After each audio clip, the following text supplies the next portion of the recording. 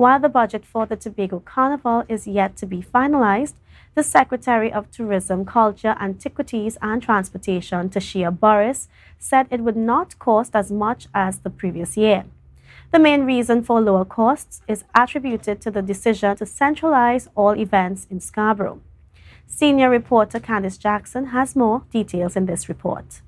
In 2022, the THA budgeted $17 million for the hosting of Tobago Carnival. However, the Secretary of Tourism, Culture, Antiquities and Transportation, Tashia Burris, announced that they are still working out the final costs, but it will not be as much as last year. They are saving money by reducing infrastructure expenses and hosted all events in Scarborough. We're probably only budgeting to spend maybe $1.6 million on that, and as I said, that makes it cheaper for us this year because we're not building out infrastructure in 3 different venues to support activities.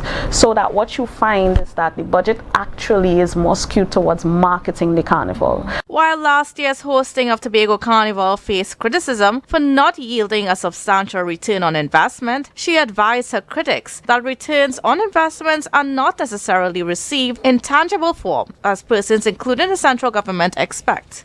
The investment made in our carnival is not for the government to regain revenue on the carnival, but it's stimulating economic activity in the sector.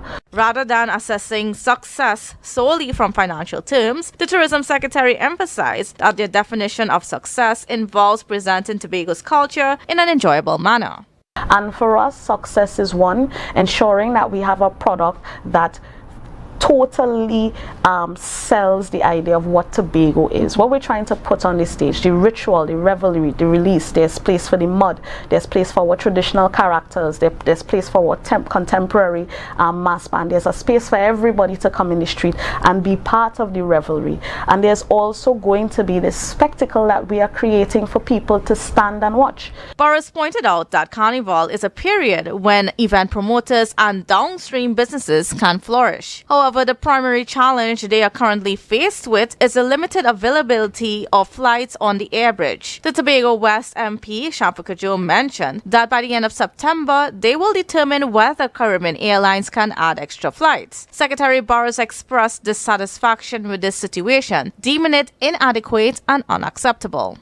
People are not waiting until September month end or first week in October to book. So recognizing that and understanding that means that we can't take a month to make that decision.